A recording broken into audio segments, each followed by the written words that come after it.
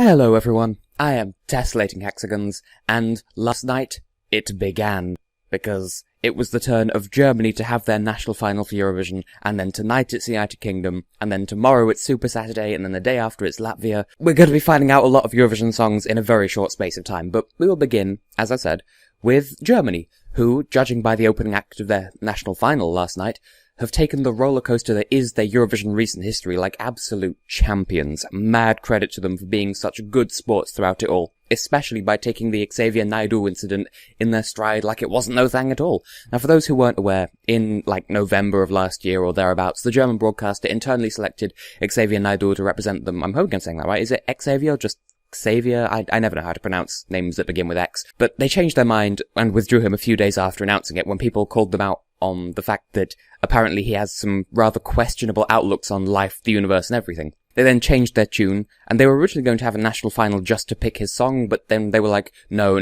going to have to get rid of him and use a national final format to pick an artist and a song, and that's what they did. So the winner turned out to be the winner of the most recent series of The Voice of Germany, as it happens, the lovely 17-year-old Jamie Lee Kriewitz. I'm hoping I'm saying that right. And her song Ghost, which is in English and doesn't need any translating, and, well, good for her considering it's kind of already charting, 'cause that's part of the reason why Lena and Loreen won in 2010 and 2012. So my first thoughts then, well, where do I even begin with this song? It does so much right that I literally cannot even. I'd like to say that there were no wrong answers in the German national final this year, although that's not strictly true, but this was definitely the very most correctest, definitely right pick this song answer. For reasons I'll get into, there is a science of sorts behind why I say that. It's not just me gushing over a song that I happen to like. But as for my more subjective first impressions go, the song is just so cool! Jamie Lee leaves such a powerful impression in every single way. Visually, vocally, lyrically. I watched the Irish national final for last year's Junior Eurovision, and so I am sick of hearing the phrase complete package thrown around like it's nothing, but Jamie Lee really does have it all and then some. I can see why she won The Voice of Germany. Because she has this distinct visual style, there's not much I can say without diving into what I've listed as the good points, so for the sake of not repeating myself, I'll just say the instrumentation of this song is absolutely gorgeous. I love that bit, after the first chorus where there's a little bit of backwards, I think it's either piano or violins, I'm not good at identifying stuff that's backwards either, but it's just so cool! So what are the good points then? Well, as I said, this song gets a lot right, starting with how I love it more and more every time I listen to it. Very few songs have that kind of appeal, and in one fell swoop, she's just nailed it right on the head. What helps with that is her capacity to perform the song as well live as in a studio version. Aside from the little flourishes that distinguish a stage show from a studio recording, you wouldn't even be able to tell them apart from her vocal quality, which also shows she's got her nerves under control, which is still a problem for some older, more established artists in the contest. She should be proud of herself. Case in point with this, during the final refrain, she vocalizes instead of singing the words, which is good because that reduces the effect of it seeming repetitive. And all 3 times she performed that vocalization in the national final, so in the initial performance, in the super final, and then as her winner's reprise, she nailed the notes perfectly.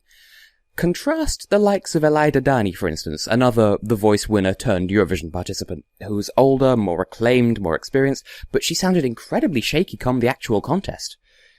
Aside from that, as has become tradition at this point with the German Eurovision songs, the lyrics are absolute poetry. Nothing generic about it at all. And both live and in the studio, her performances of the song sound like they're genuine and heartfelt, like she's truly lived what she's singing about, and she believes every word she's saying. Now, in particular, combine these last 2 points with the fact that the song legitimately sounds chartable, and, as I said, has already been charting in Germany, and you've got a winning formula right there, at least as far as national finals go anyway, especially since she's a The Voice winner, so people are already familiar with picking up the phone and voting for her, so she's already got a bit of an advantage there. But yes, I wouldn't be too surprised if I heard this song in the UK charts, so it wouldn't be too much of a stretch to imagine it charting elsewhere in Europe and Australia too.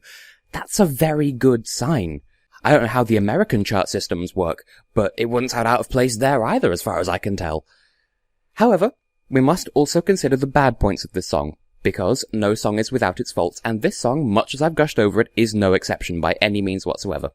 First and foremost, During the national final, in the little introductory postcard thing showing off, who's about to sing, who is this person, they did make a big deal about Jamie Lee's image with respect to the Japanese anime style kind of thing she's got going, and how that's a big part of her identity on stage and as an artist, which is completely fine.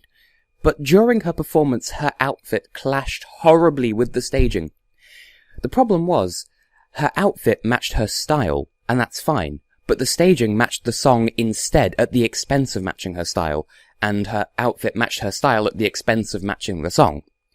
So it was a little bit jarring to see an anime-style dress kind of outfit and all of the crazy stuff she had in her head, singing an indie pop ballad on a stage made to look like a dying forest under a full moon. I don't want her to sacrifice her identity, of course, but to quote Gracie from Animal Crossing, "When I see clash in fashion, I call it like I see it." On a slightly more minor note, given the way the song is structured, you're almost led to expect a chorus that follows kind of the melody of Black Smoke, which makes the refrain sound a little bit underwhelming upon first listening. That might just have been me, but that clears itself up almost immediately. Like, once you understand, okay, that's how the refrain starts, then you kind of get used to it, and it doesn't sound out of place. Just on first listening, you might come to expect instead something a bit more open and higher, but this works just as well instead. It just doesn't feel like it at first, but once you get used to it, it sounds fine. Also, the full version, and I'll put a link to that in the video description like I always do, links to the studio version and the live performance available just below this video, or wherever YouTube chooses to put it in the future. I don't know what they're thinking. But the full version, yes, it does get a little bit repetitive, although that doesn't hit the Eurovision 3-minute cut anywhere near as badly, so it shouldn't pose too much of a threat. But it works as a radio song, but as Eurovision goes, if it's too repetitive, people are going to tune out. No pun intended, of course. Now, rating out of 10. As I've said, the more I listen to this song, the more I absolutely love it. And that's kind of funny, really. I saw how the fandom was hyping this song up, and I was so ready to either hate it or at least be really, really critical of it, because that's kind of how I roll. If the fandom has decided you will like this song because I said so, then I'm more than ready to go in all guns blazing saying, well, actually, have you considered this, this, and this? And I will concede that this is okay, but actually think of it this way, or don't let someone tell you what to think. If everyone else is saying it's good, I'm going to be more critical of a song, because if it's worthy of all that praise, then surely it can stand up to this kind of criticism. But to my surprise, for once, the fandom got it right. This song deserves all of its hype, which it very much lives up to. I award this song a perfect 10 out of 10, and I'm very happy that it's not the only song this year that I feel that way about. I'm genuinely impressed, because the fandom is known for being a little bit sour grapesy if their favourite song doesn't win a national final. And I'm genuinely surprised that the fandom has actually not only hyped this song up, but actually picked a song worthy of hype to hype up. Now, how does it stack up to Ann Sophie's song from last year? Well, here comes the agonizing part. I absolutely love this song, but I also absolutely loved Black Smoke.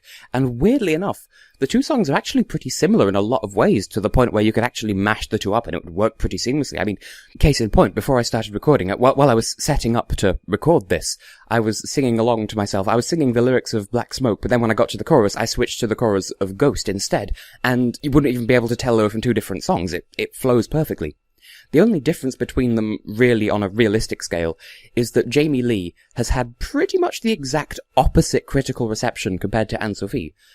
Black Smoke received far too much hate, because people were so fixated on lamenting the fact that Andreas Kummert had decided to decline the right to represent Germany, and so Ann Sophie received all the blame for that, because, oh no, Andreas had the better song, oh, it's your fault because you had a different song and came second. Well, that kind of isn't a fair thing to say, because it was Andreas's decision to not represent his country at Eurovision, and hating Ann Sophie for it kind of isn't fair in the slightest. Conversely, Jamie Lee won the national final with more than 40% of the public vote in the super final, and everyone loves her and her song, or so it seems. So while I love both songs with all of my heart, I'll have to say that Ghost is better, or at least it stands a better chance as a Eurovision song, because she's got everything Ann Sophie had, plus the support of the audience, and also she's probably going to get more than 0 points, whether you factor in the new voting system or not.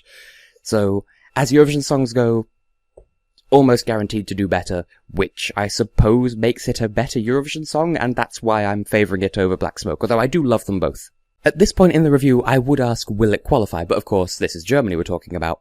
And Germany's a member of the Big Five, and by being a member of the Big Five, of course, they don't have to qualify. They're auto-qualified to the final. They don't have to worry about the semi-finals. Well, they have to vote in them, but they don't have to compete in them. I would say that this almost definitely would qualify if it had to, purely based on how great the song is in my opinion, and how much the public love her and her song. But the only thing that stops me from saying that she definitely would qualify if she had to is how badly Ann Sophie did last year, given that the songs are comparatively similar. I'm not going to say they're identical or plagiarized or anything like that, no. It's just they're comparatively similar and would mash up fairly well. And so on that note, I'm kind of a little bit worried. To that end, I would say that this song could be a contender for the top 10, top 5, maybe even the top 3 at the end of the voting, were it not for that same problem. Ann Sophie utterly tanked. Now, JB Lee does have the support of the public, which suggests to me that she's probably not going to face the same problems that Ann Sophie did, assuming she performs well on the night, and judging by her national final performance, she probably will perform well on the night. So she has the public behind her, but that doesn't tell me too much about where she'll finish on the scoreboard when all is said and done, which, pun intended, is a pretty haunting prospect in and of itself. But we're just gonna have to see what happens in May. It's honestly too difficult to call. I would say she's guaranteed to do well, but last year kind of threw a spanner into the works, and so I honestly can't say. But what I can say is, good luck, Germany. Ich drücke dir die Daumen. Hopefully you'll do as well as you deserve, and you deserve to do well. So, see you in Sweden.